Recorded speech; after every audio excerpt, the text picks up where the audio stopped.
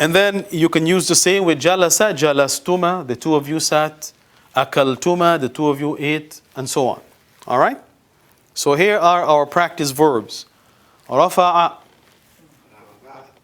rafa'tuma, yes, rafa'tuma, the two of you raised. Shariba, sharibtuma, very good. Sharibtuma, you drank. And sajada, sajadtuma, the two of you or you prostrated. So you notice what I'm talking about, right? When you say antuma, right away we know it's dual. In English you simply say you. And you don't know whether it's dual or singular or masculine or feminine or whatever. But in Arabic we know. And this is what sometimes can become a bit sort of complicated for people when they learn Arabic language. Because in English it's just one you, right? The verb is the same with you all the time, whether it's a single person or a male or female or whatever. But in Arabic it's not quite the same, so you have, like 5 pronouns to know. Yes, you had your hand up? Yeah, so, last week I said for balaka, like with the alif, so that's dual for masculine, so could we say balaktuma as well, or? No, balagha with the alif, that is the third person, it's coming just now. Okay. All right, this is the second person dual. All right? Yes. As I mentioned last week, these verbs are not always conjugated in the Quran with all the pronouns. Only some of the pronouns, depending on what Allah subhanahu wa ta'ala is saying. All right, but this is a detailed sort of list of the conjugation of verbs in the past tense. And most verbs you will not find that they're conjugated with all these pronouns in the Quran, only some of them, depending on what the story is about. So remember that. So the alif alone is with the third person dual. This is the second person dual, all right? Tuma. I will come to that just now when we get to the third person. Very good question though. All right. Then we have antum. Now this is the masculine plural. MP is masculine plural.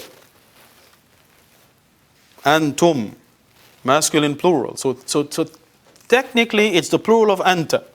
You masculine singular, and the plural of that is antum, you masculine plural. Okay? To conjugate the verb here, like normal, you have the verb first and then you add tum to the verb, tum. Now you notice, antum you add tum, antuma you add tuma, anti you add t to the verb, anta you add ta to the verb, right? So this, inshallah, will make it easy for you to remember. All right? So if we have kataba and we wanted to conjugate it with the pronoun antum, it becomes katabtum. Naam, katabtum. Jalastum, you sat, masculine plural. Akaltum, you ate, masculine plural. All right?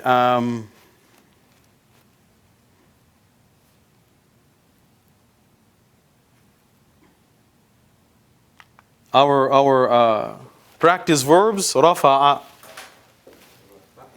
Rafa'tum, yes, very good. Rafa'tum, you raised. Shariba. Sharibtum, you drank. Naam, sharibtum, you drank. Sajada. Sajadtum, you prostrated. But this time it's plural. All right, so you add tum to the verb. And you notice so far with all these pronouns, when they're added, the last letter of the verb takes a sukoon. Katabtu, katabna, katabta, katabti, katabtuma, katabtum. All right? They all take sukoon, the last letter of the verb. That is the letter before the pronoun itself takes a sukoon. Okay, and then the final pronoun of the second person is the feminine plural, right? And you should have in bracket there FP, feminine plural, right? You, feminine plural. And that is antunna. Antunna, you, feminine plural.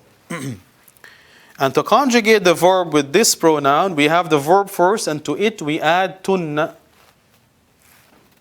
Right? So basically the last 2 letters of the word, right? Antunna, you add tunna.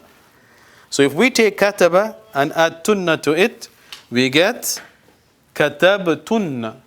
You wrote. But this is now feminine plural. Allahu Akbar, Allahu Akbar. Let's stop. This is the adhan for Maghrib. Let's take a break because they won't give us much time. And we'll come back after Maghrib, inshallah.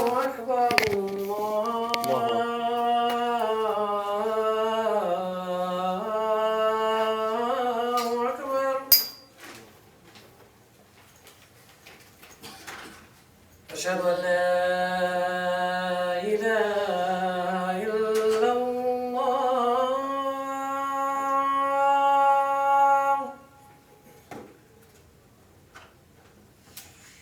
أشهد أن لا إله إلا الله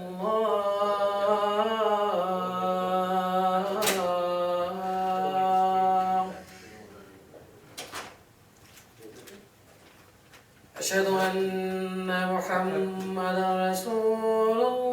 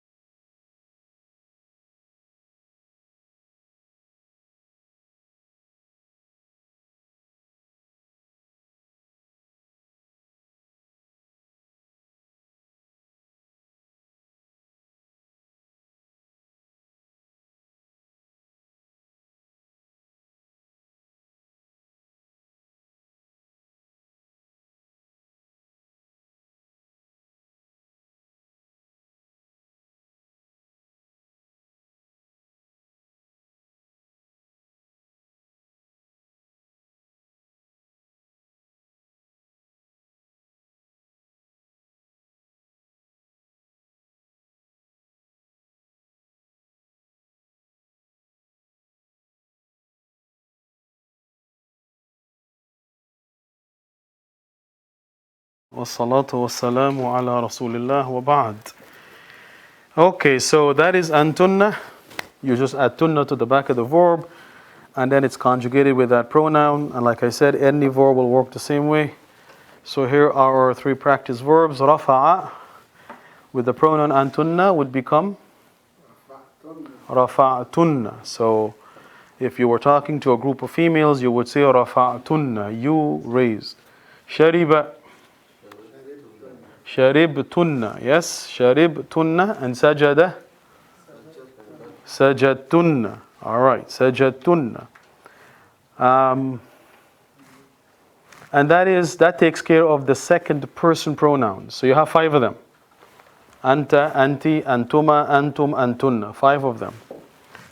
And then we come to the third person. No, by the way, let me just mention one thing.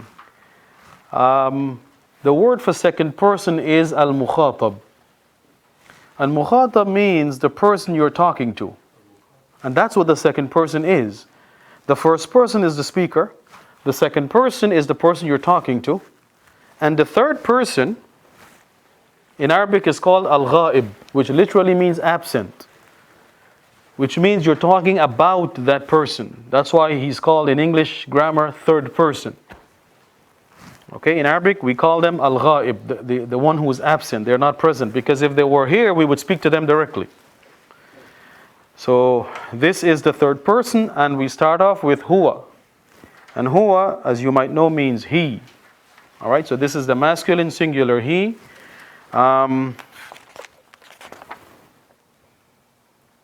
I didn't put masculine singular because I think it's clear he is masculine singular, right? I also put it though, right? Because in English, the pronoun can be he or it. In Arabic though, this is the slight difference. In Arabic, everything is either he or she, even non-human objects. So literally in Arabic, we're saying he, even if you're talking about a non-human object, or she. But in English, you don't. So if you were talking about, let's say, the desk, you wouldn't say he. Although in Arabic language, the word for desk is masculine. We don't say he to refer to the desk. We say it. All right. So that's why I have also included it, so that if you're translating into English and it's not a human being, then you say it instead of he. All right. But in Arabic, everything is just he or she, literally. Okay. So with huwa, this is the third person masculine singular pronoun. All you have is the verb. There's no addition, because I told you that every time a verb is given to you, it's always given in the third person masculine singular form. That's the default. Even when you check the dictionary, if you use an Arabic, let's say Arabic English dictionary, the first word is the verb, and then you get all the derivatives from that verb under that word. That's how they organize the dictionary, all right, based on the verbs. So anytime a verb is given to you, right, if you ask someone, what is the verb for so and so, for such and such an action? Whatever they tell you in Arabic, it's the third person masculine singular. For example, you were to ask someone, what is the verb to ask for forgiveness or to seek forgiveness? They will say to you, istaghfara, which means he asked for forgiveness, third person masculine singular. They will not use any other pronoun. All right, so the infinite form of the verb is the huwa form, right? The third person masculine singular, that's the default. So the verb, by default, is always that. There is no addition to it. So kataba is kataba, and jalasa is jalasa, and akala is akala, right? He wrote, he sat, he ate. Yes? So in case of it, how do we understand which kind of it is male or female? How do we distinguish? I could see that it as a female, right? So. Well, the pronoun is what tells you. Oh, okay. If you say akalti, you know the T is you feminine singular, so you know it's she is you feminine singular ate. But huwa akala, you know that's masculine, so it cannot be she. She will come just now, all right? All right, the pronoun she will come just now. So this is huwa. Now here are our 3 practice verbs. But they're already given to you in the same form. Right? So rafa'a means huwa rafa'a, he raised. All right? And shariba, he drank. It's already given to you with this masculine singular third person pronoun, right? Huwa form. Sajada, he prostrated. Okay. And then we have hiya, the feminine form, she or it. Here we have the verb plus a ta with sukoon. Notice with I, it's a ta with dhamma, tu. With you, masculine singular anta, it's ta with fatha, katabta. With anti, the feminine singular, it's katabti. But here, this ta has a sukoon. So you realize that this ta can have 4 different vowel signs. It can have dhamma, fatha, kasra, and sukoon. And each vowel sign means a different person, a different pronoun. I and you and she. So you got to be a little bit careful. All right? So the verb plus ta with sukoon. So kataba becomes katabat. Now notice here we didn't put a sukoon on the letter before because the ta already has a sukoon. All right? Whereas with katabtu, we put a sukoon on the last letter of the verb. Here we don't do that because the ta has a sukoon. Katabat means she wrote. Jalasat, she sat. Akalat, she ate. Now you notice, if I take away the sukoon from the ta, it could be akaltu, it could be akalta, it could be akalti, it could be akalat. It could be any one of the 4. So how do you determine which it is? Because in Arabic, we don't usually write with vowel signs. The context always helps you. It makes it very easy to figure out exactly if it's tu or ti or ta with sukoon. It helps you. So the context will always help you to figure out what it is. Okay? And here are our practice verbs. So rafa'a means he raised. But how do you say she raised? Rafa'at. Yes, very good. Rafa'at with sukoon on the ta.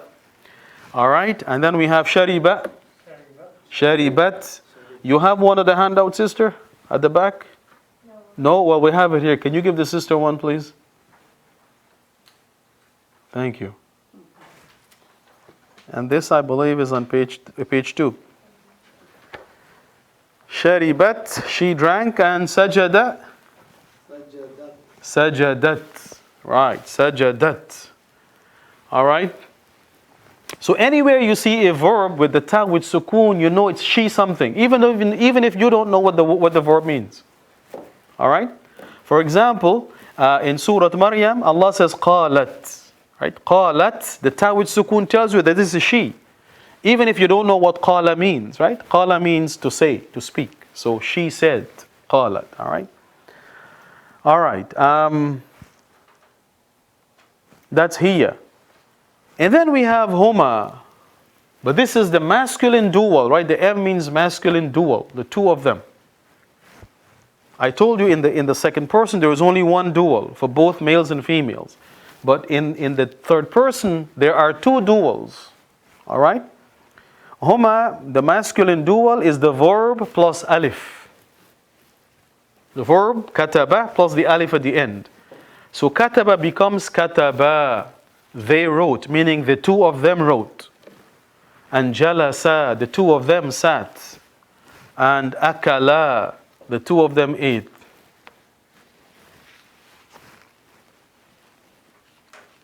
But this, as I said, is the masculine dual, meaning you're talking to either 2 males or a mix of male and female. In Arabic language, when you have a mix of male and female, the norm is to use the masculine pronoun. Okay? So if you were talking about a boy and a girl, or male and female, you would still use the masculine form. So there is no special form for the male and, one male, one female. All right, so this is huma, the dual, but for the masculine form. And here are our 3 practice verbs. So rafa'a, he raised. What would the dual be? Rafa'a with the alif, right? So the alif, what alif does, it prolongs the sound of the fatha in front of it. That's the job of the alif. And the job of a waw is to make the dhamma before long. Right? Dhahabu. And the job of the ya with sukoon is to make the kasra in front of it long. Right? Ji'a. Now. Alright, so rafa'a. What about shariba? Shariba with the alif. Very good. And sajada? Sajada. Now. Okay, very good. Then we have huma, the dual, but this time the feminine form. If you were talking to 2 females or about 2 females exclusively, then basically you have the verb, and then you add ta to the verb, ta with an alif. So kataba becomes katabata. The two of them wrote, but the two of them here is precisely two females. Right? Jalasata, the two of them sat, two females. Akalata, the two of them ate, and we know that it's two females. All right? All right, now there's an easier way to figure this thing out. Let me back up a little bit. For the masculine dual, just use kataba, huwa, the he form, and add the alif. You guys are clear with that? Because remember, two males, it's the dual of a single male, right? So you start with huwa, and then you add the alif to get the two of them. And for the two females, go with hiya, katabat, and then add your alif, katabata. Right? So of course, when you add the alif here, the sta will now have to have a fatha. Okay? The singular has a sukoon, but in the dual it has to have a fatha because the alif already has a sukoon. And in Arabic language, two sukoons are not allowed to come together. If that happens, you have to get rid of one of them. You must, and there are ways of getting rid of one of the two sukoons. It cannot happen. So in this case, the way to get rid of one is to put a fatha on the ta. Katabata, because the alif has a sukoon, it's supposed to prolong the sound of the fatha in front. So you get katabata. So this is another way of figuring it out. Go back to hiya, right? She, and then double it up, right? Make it dual. So it's two girls. You just add the alif to that. Katabat, katabata. All right? So that's another way of figuring it out. Or you just remember you start with kataba. Remember, that's our original verb, kataba. To it you add the alif for the masculine dual. And if it's the feminine dual, then you add ta. Not just the alif, but you add the ta back. Okay? All right. And here are our practice verbs. So rafa'a, what would be the dual form for two females? Rafa'ata, very good, right? So with the ta there, we know that it's two females exclusively. Shariba, sharibata, na'am. And sajada, sajadata, na'am. Yes. It might sound, a bit strange to you. You probably never pronounced these things before, but inshallah you get used to them. Okay, so this now is the feminine dual, and then we come to the masculine plural, hum. So hum is a plural either of huwa and huma, the masculine dual. Hum is they, masculine plural, right? So MP means masculine plural. And to conjugate the verb with this pronoun, we have the verb, and to the verb we add the waw with sukoon, and after the waw there's an alif. Now I must tell you, the waw is really the pronoun that tells you it's they. That alif after the waw is purely for dictation purposes. It has no bearing on the meaning at all. Right? It's just written like this. So if we had kataba, and then we add the waw with sukoon, but of course the alif comes after the waw. Right? It's like a prop, perhaps you can consider it. It becomes katabu. Now you notice here, we have changed the fatha on the ba to dhamma. Why? Because the waw has sukoon. And the vowel sign that goes with the waw is the dhamma, not the fatha. So, to make it easier to say and to pronounce, they've changed the fatha into dhamma. And if you say it aloud yourself, you will notice that it's a lot easier to say katabu than to say katabau. Right? If you kept the fatha, you would have had to say katabau. But here it's katabu, a lot easier to say. And jalasu, they sat, right? Jalasu, akalu, they ate. And here are our practice verbs. Rafa'a, with this pronoun would be? Rafa'u, na'am, rafa'u, they raised. Shariba, sharibu, na'am. And sajada, sajadu. All right, in the story of Adam alayhi salam, when Allah created him, Allah says when He ordered the angels to prostrate, فَسَجَدُوا إِلَّا إِبْلِيسِ. Sajadu, they prostrated except Iblis. All right, sajadu, they prostrated. All right. And then we come to the last pronoun here, which is hunna. This is the feminine plural. Hunna, they, feminine plural.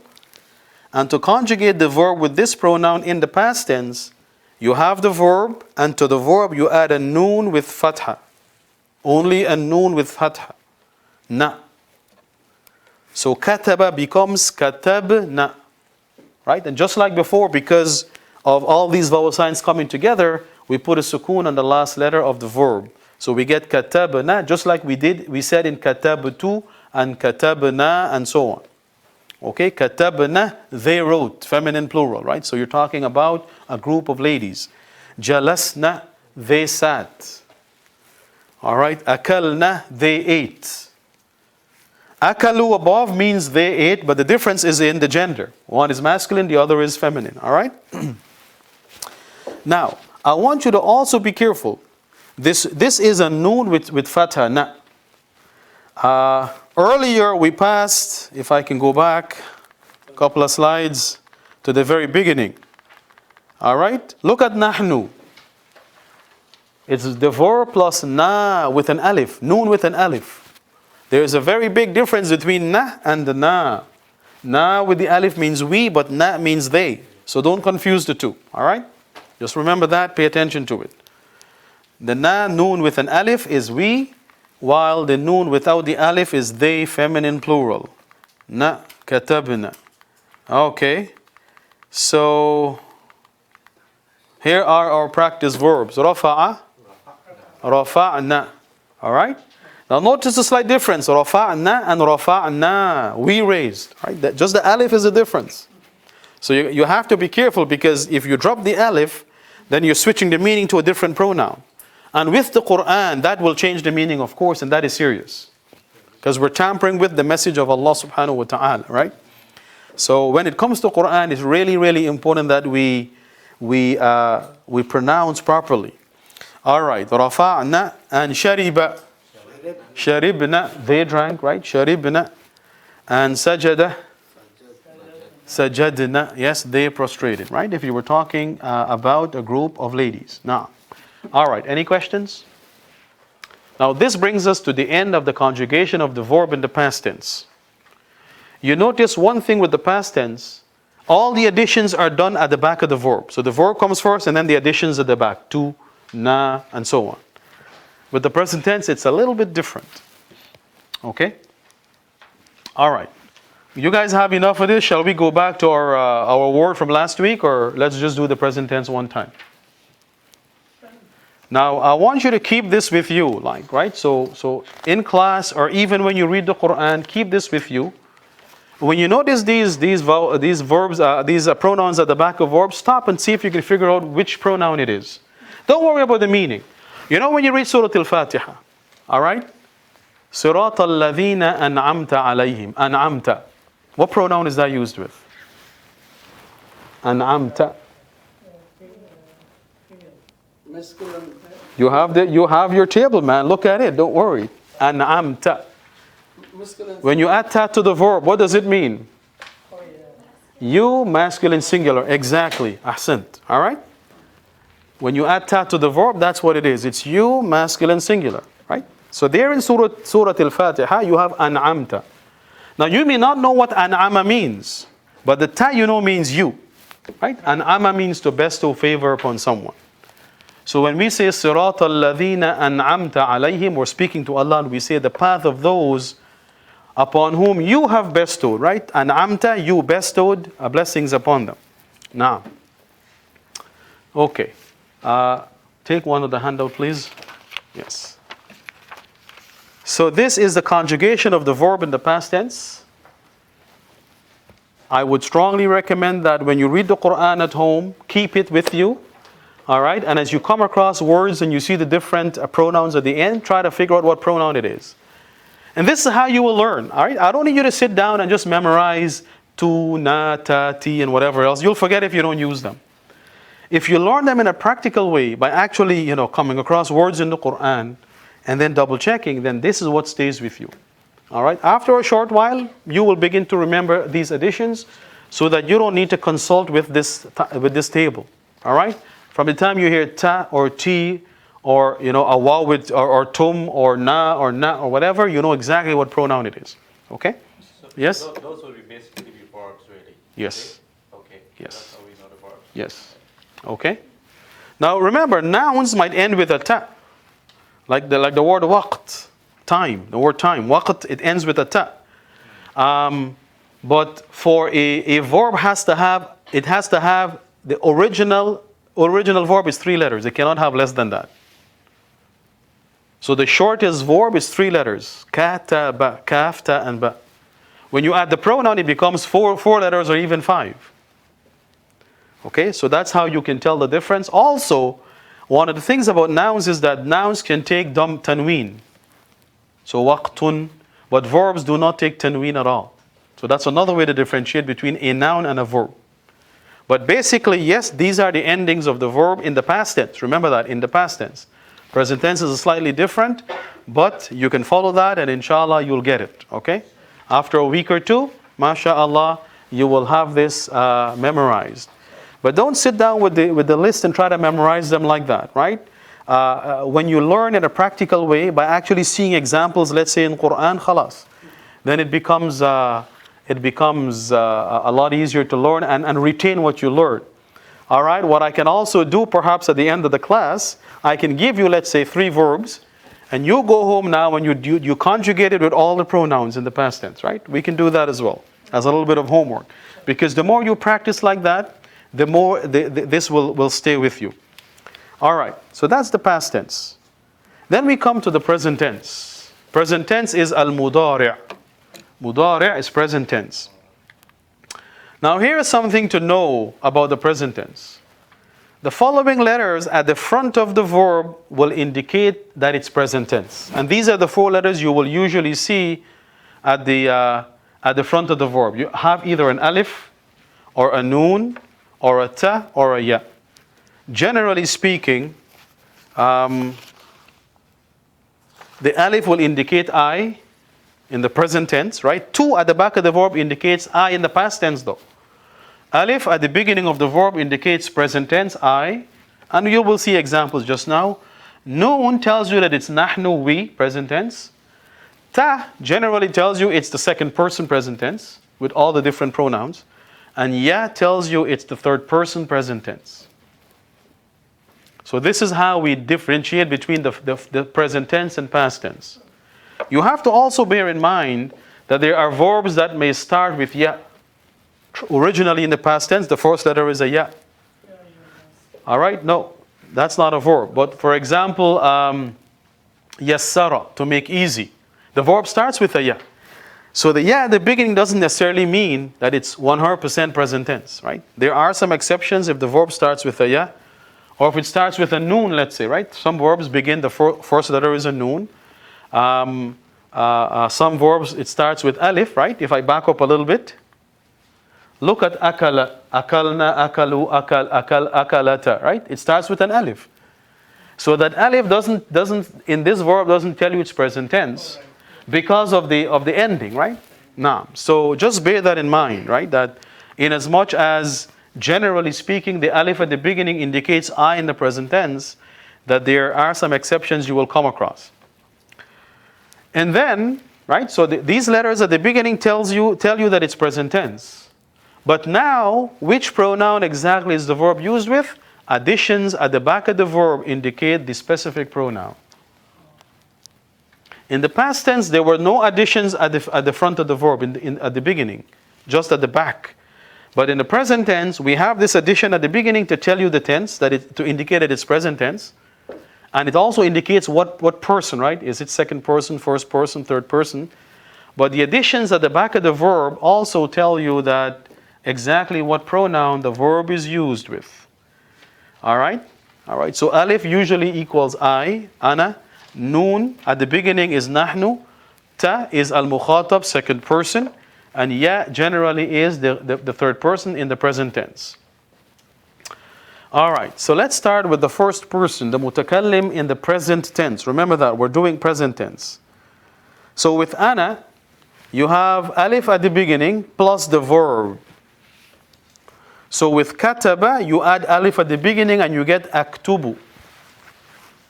right? Aktub, ajlis, aqra, I read, right? Ajlis, I sit, aqra'u, I read. And any verb you get, that's what you do. Here are our three practice verbs. Rafa'a is he raised, that is past tense. But how do you say I raise in the present tense? You add the alif in front, arfa. If you wanted to say I raised in the past tense, what would you say? See if you remember this. Sorry? No, rafa'ta is not I, it's you. I want I. It's rafa'tu. Rafa'tu. So rafa'tu is I in the past tense, but arfa'u is I in the present tense, right? That's the comparison. Arfa'u present, rafa'tu past. I raise, I raised. Shariba, ashrabu. I drink is ashrabu. And generally in the present tense, the last letter of the verb has dhamma, right? So the ba has dhamma, right? Ashrabu, arfa'u, and so on. But the vowel sign on the last letter generally changes sometimes in the present tense to indicate case as well. So don't worry too much about that. Sajada, what is I prostrate? Asjudu, right? The jim will have dhamma in the present tense. Yes, asjudu. Na'am. Asjudu. So arfa'u, ashrabu, asjudu, right? All these alif at the beginning or hamza tell you that the verb is in the present tense and it's used with the pronoun I. So I don't need to say ana ashrabu. I can simply say ashrabu without the ana. And that already means that the I is there. All right? All right. And then we have nahnu. We. Nahnu. In the present tense, first of all, you have the noon with fatha at the beginning of the verb. Then comes the verb. And nothing after the verb. So kataba, we put the noon at the beginning and we get naktubu. Notice, look at aktubu above. The only difference is the alif or the hamza. Right? Sorry, the hamza, which is alif also, and the noon. If I just take out that one letter and replace it with another letter, I switch the pronoun from I to we. Naktubu, aktubu. We write. Najlisu, we sit. Naqra'u, we read. All right? Naqra'u, we read. And our practice verbs are rafa'a. How do you say we raise? Narfa'u. Na'am. Allah subhanahu wa ta'ala says, Narfa'u darajatim man nasha. We raise or we elevate to ranks whomever we will and pleases, right? So Allah subhanahu wa ta'ala elevates and raises the ranks and the status of people, of course, in His sight based on their faith and so on. Narfa'u. What about shariba? We drink. Nashrabu, we drink. Nashrabu. What is we drank? Past tense. La, sharibtu is I drank. I want we drank.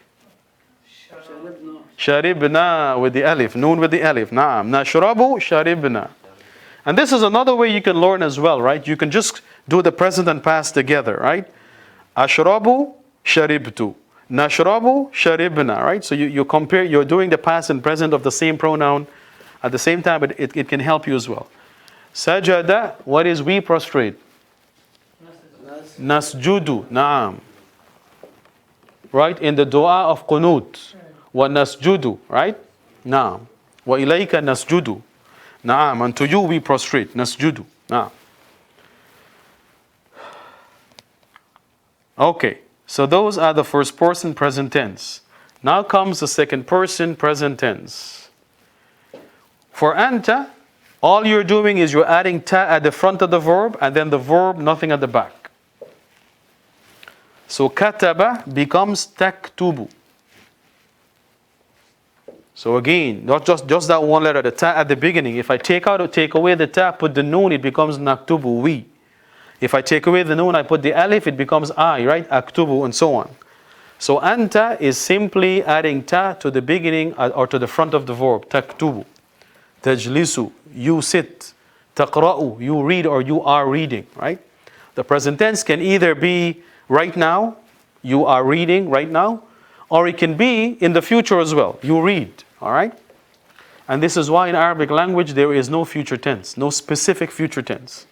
There is past and there is present, and then we have the imperative form, but there is no future tense, because the present tense in Arabic language already also can mean a future.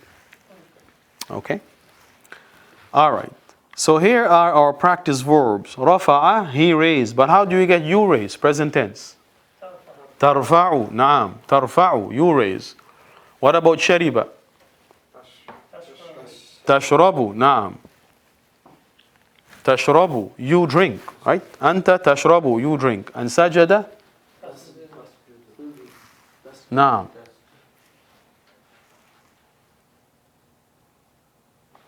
In Surah Sad, at the end, Allah subhanahu wa ta'ala mentions the story of the creation of Adam alayhi salam. When Iblis refused to prostrate, Allah says to him, here is the ayah. قَالَ يَا إِبْلِيسُ مَا مَنَعَكَ أَن تَسْجُدَ. Tasjuda, right? This is a present tense with anta. Allah speaks to Iblis. What prevented you, مَا مَنَعَكَ أَن تَسْجُدَ, to prostrate? لِمَا خَلَقْتُ بِيَدَيْ, to what I created with my own hands. Khalaqtu, right? I created. You may not know what khalaqa means, but the tu you know means I something. All right? Now, so sajada is tasjudu. All right. So far it's straightforward. After this it gets a little bit more tricky. Here is anti. Anti is you add a ta at the beginning of the verb, then the verb, but you also at the back now you're going to add ya and noon. See, that's how you differentiate it. You differentiate between anta and anti in the present tense. The ya and noon at the back is anti. No ya and noon at the back is anta. So remember that. Ta at the beginning, ya and noon at the end. So we have kataba. When you add ta at the beginning and then ya and noon at the end, we get taktubina. Taktubina. And tajlisina, you sit. If you were speaking to a female, you would say tajlisina, you are sitting. Taqra'ina, you are reading, or you read, present tense, right? Anti.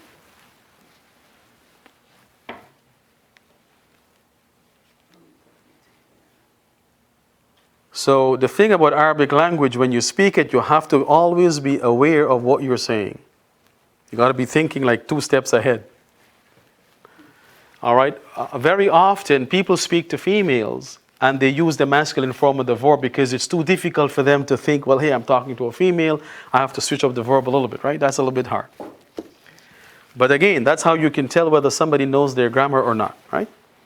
So this is how the verb is conjugated with anti in the present tense. Ta at the beginning and ya and noon at the end, taktubina. And because of the ya, by the way, right, the ya will have sukoon. So the letter in front, which is the last letter of the verb, has to have kasra. You notice above we said taktubu with dhamma on the ba, but here we said taktubina, the ba has kasra. The reason for that is that it has to go with the ya, with sukoon, right? Try saying the ba with dhamma and the ya after it, right? It's very hard. You would say taktubuina. That's hard to say. Taktubina is a lot easier on the tongue, right? Now. So that's anti. Then we have, all right, here are the practice verbs. All right, rafa'a would become what? Tarfa'ina. Very good. Tarfa'ina. Now it sounds difficult, but once you get some practice, mashallah, it becomes easy. Yes? Shariba? Tashrabina. Very good. And sajada? Tasjudina. Naam. Tasjudina. The ya and noon at the end is anti. Tasjudina. All right. So basically the ta at the beginning is to tell you this is present tense. Second person present tense. And the addition at the back is what tells you exactly what pronoun it is, or the lack of addition also indicates that, right? All right. Very good so far. Then we come to the dual. Antuma. And in the second person, just like in the past tense, there is no difference between male and female dual. It's all the same. So that's why there is only one dual in the second person. Antuma. Well, to conjugate the verb in the present tense with antuma, first you have ta at the beginning to indicate second person and present tense. Then comes the verb. Then comes alif and noon. Remember, with anti, it's ya and noon above. This is alif and noon because the alif is what tells you it's dual. Alif and noon. So with kataba we get taktubani. تكتبان. And تجلسان, you sit or you are sitting, right? Two of you are sitting. تقرآن, the two of you are reading. أنتما تقرآن, you are reading. Now, one other way of doing this is to start with أنت تكتب, and then remember, okay, for أنت I gotta add يا and نون. For أنتما I have to add ألف and نون, right? To أنت تكتب, ألف and نون is the dual. يا and نون is أنت, and so on, right? So you can do that as well. Start with the masculine singular pronoun, and from there you go down and do your additions. All right, so here are our practice verbs. رفع with أنتما becomes ترفعاني. Yes, ترفعاني. The ta tells us it's second person and present tense, and the alif and noon tells us exactly what pronoun it is. That is the dual. Very good. How about شرب? تشرباني. Very good. And سجد? تسجداني. نعم. تسجداني. نعم. Very good. MashaAllah. And then comes the plural, the masculine plural, أنتم. Now I didn't translate these pronouns again because when we did the past tense, they're already translated there, right? So I expect that you will learn that. With أنتم, you add ta to the verb. So you have ta at the beginning. Remember, in the present tense, the ta tells you it's second person and present tense. Then comes the verb itself, and then you add waw and noon for the masculine plural, waw and noon. So kataba becomes taktubuna. Taktubuna. Tajlisuna, you are sitting. Taqra'una, you are reading. Now this pronoun is used a lot in the Quran because remember, Allah speaks to mankind. Alright? So the ana pronoun, the I, and the we, because Allah speaks about Himself and He speaks about Himself sometimes with the plural pronoun. The plural second person pronoun, masculine, and also the third person. These are the four that are used extensively in the Quran because Allah is always talking to people or about people, right? Subhanallah. So it's used a lot. So this is how the second person plural and the present tense, this is what it looks like. Now again, if you take away the waw and noon, you have taktubu, that is anta. So again, you can use as your base anta, and then from there you go through now all the additions at the back to differentiate between the pronouns. So that's sort of a different way of figuring it out. Alright, so, but remember, waw and noon means it's masculine plural, even with the third person. Right? You'll see, the waw and noon is third person. The ta or the ya at the beginning is what tells you whether it's third or second person, right? But the waw and noon, it's plural, masculine plural. So here we have our practice verbs. Rafa'a would become tarfa'una. Very good. You are raising or you raise. Shariba tashrabuna. Naam. All right. In one ayah, Allah subhanahu wa ta'ala talks about the disbelievers. When their prophet came to them, the leaders of the disbelievers said to the common people, look, that this prophet you guys are following, he's a man just like you. يَأْكُلُ مِمَّا تَأْكُلُونَ. He eats from what you guys eat. وَيَشْرَبُ مِمَّا تَشْرَبُونَ. And he drinks from what you drink. تَشْرَبُونَ, you drink. All right? And sajada, yes, would become tasjudun. Naam, tasjuduna, you prostrate. Present tense, masculine plural. And then finally, for the second person, we have antunna, you feminine plural, you feminine plural. To conjugate the verb with this pronoun in the present tense, first of all, you start off with the ta at the beginning, then comes the verb itself, then comes the noon with fatha alone, just like the past tense. Remember the third person feminine plural? Katabna, the same noon. But now there is a ta at the beginning to tell you that this is present tense, second person. Without the ta, it would be past tense. Katabna would be they wrote. But taktubna is you wrote, or you write, you are writing, present tense, right? So kataba becomes taktubna. Taktubu is anta, and then comes the noon with fatha that tells you it's the feminine plural. And so in Arabic grammar, this noon with fatha, with the verb, it's called noonun niswa. Niswa is another word for nisa. You guys are probably familiar with the word nisa. All right. The other word for women in Arabic is niswa, women. So noon niswa means the noon that denotes females or women. Right? So the grammarians have given it that name. Noon niswa, that is the noon that denotes women, so that you know that it's this noon and not na, the noon with the alif, right? Which means we. Alright, so taktubna, you are writing or you write. Tajlisna, you are sitting or you sit. Taqra'na, you are reading or you read. Alright? So that is antunna. And here are our practice verbs. So rafa'a with this pronoun would become what? Tarfa'na. Very good. So if you were talking to a group of females, you would say to them tarfa'na. You have raised or you raise. Naam. Shariba tashrabna. Naam. Tashrabna. And sajada tasjudna. Right? The jim of sajada in the present tense has dhamma. Remember that, right?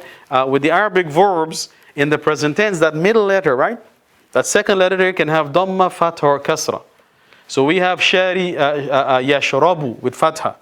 But yajlisu with kasra. The lam has kasra. But sajda is yasjudu, dhamma on the jim. So tasjudna, you prostrate or you are prostrating. Tasjudna, na'am.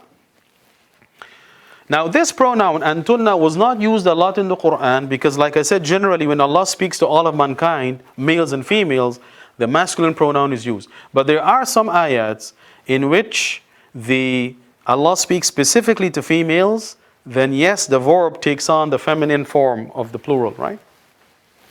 All right.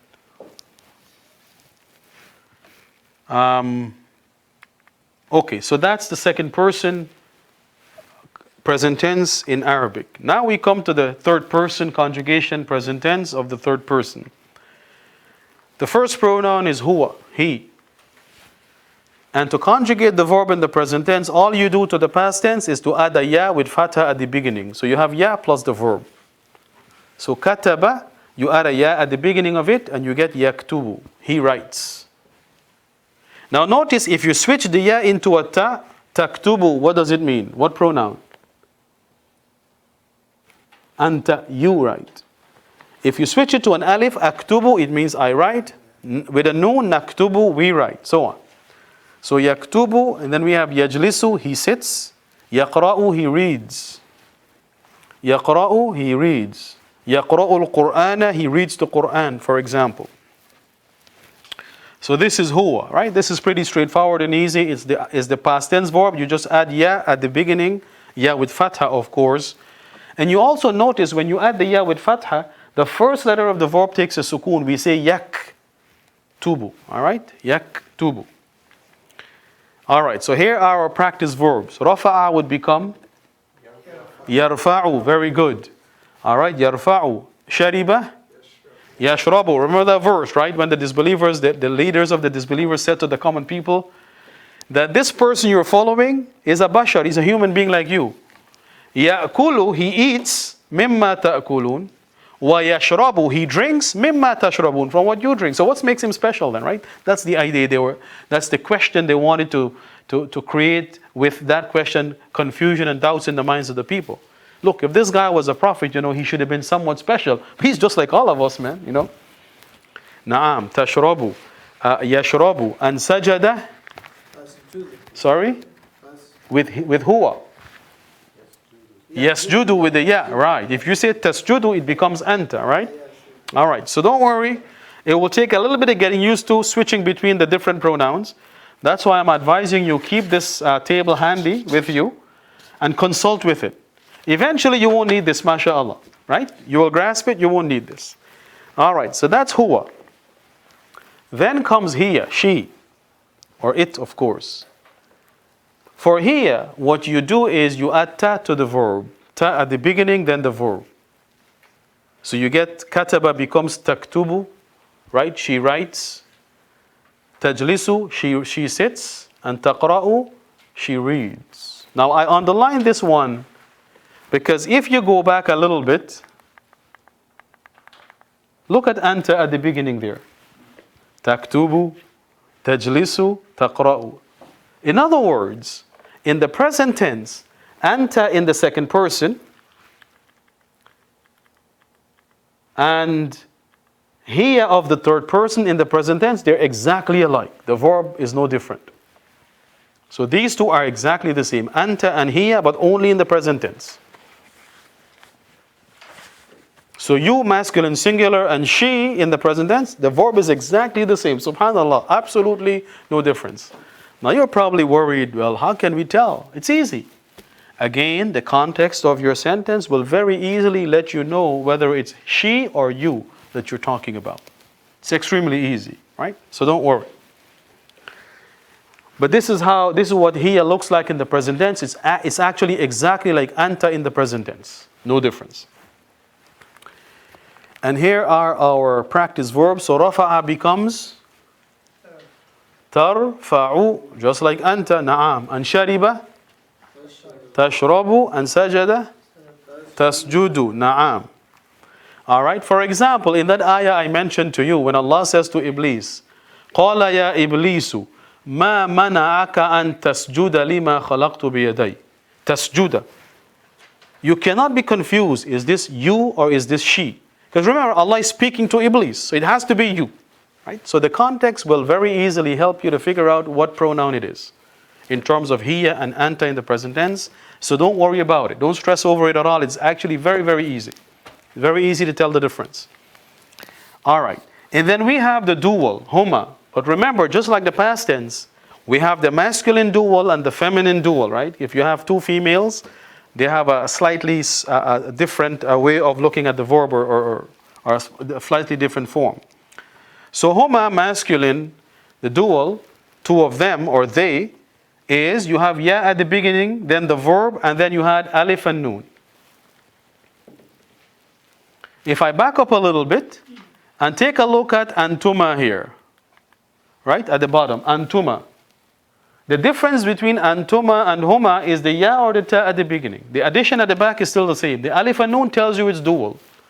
But the ta or the ya is what tells you which person it is in the present tense, second or third.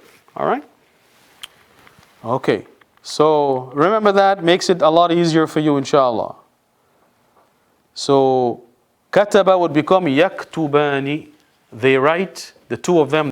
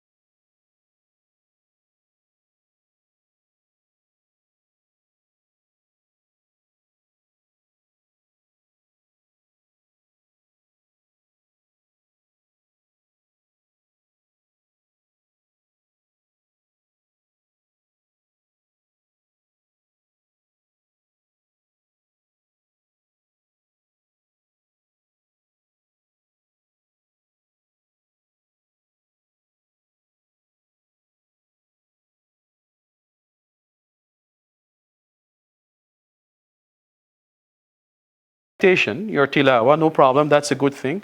But at the end, take maybe 5 minutes and do this exercise, right?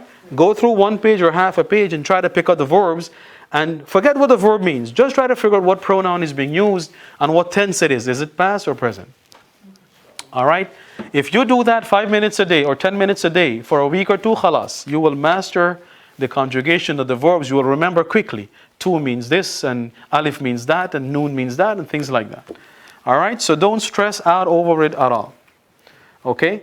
But this, inshallah, will help you a lot to understand the words that we're studying from the Quran, because often, the verb itself is used with the various pronouns, or at least some of these pronouns. All right? You guys remembered balagha, right? With the alif, right? Well, now you know that it's the dual, right? In the third person, subhanallah. So if you know this, when you're dealing with verbs, khalas, you already have an idea of what pronoun is being used. Okay? All right. Any other questions? Question Yes. not related to this. Somebody was asking me, so Prophet Sallallahu went to heaven and hell to see heaven and hell on the day of Miraj. On the Mi'raj, yes. So why are these people coming from hell and heaven if it's not just? Judgment is not done yet. Where are these people coming from? It's just a question. Somebody asking me. I don't know. The question is, when the Prophet ﷺ went on the Mi'raj, he saw people in paradise, he saw people in the hellfire. And the question is, where did these people come from? Well, here is what we have to understand. In terms of human beings that Allah has created to live on the earth, not a single person is in Jannah or the hellfire yet. That will only happen after the judgment. Right? So paradise, al-Jannah aw an-nar, this is the abode for people after the judgment in the hereafter, not before. The only human being or the only human beings who have lived in Jannah and on the earth are Adam and Eve, alayhim as-salam. These are the only two who have actually lived in Jannah for some time, and then they live the rest of their life on the earth. All the rest of us, all the children of Adam and Eve, khalas, we have never been to Jannah. We've been told a lot about it. So that's the first thing to understand about this issue, that no human being who was created to live on the earth is either in paradise or the hellfire. That will only happen after the judgment, not before the judgment. Even if a person knows his or her place in the hereafter, right? I mean, the prophets of Allah, they already have the good news from Allah, right? The Prophet ﷺ, for example, he gave a number of companions good news that they are in paradise even before he died, alayhi salam. Right? There are 10 companions in particular who are known in Islamic history as the 10 who were given the good news of paradise. Al-Asharatu al-Mubasharina bil-Jannah. Right? Abu Bakr Siddiq, Umar ibn al-Khattab, Uthman, Ali, 4 of them, right? The four caliphs, and 6 other companions, Talha and Abdul Rahman ibn Auf and Az-Zubayr and so on. Sa'd ibn Abi Waqqas.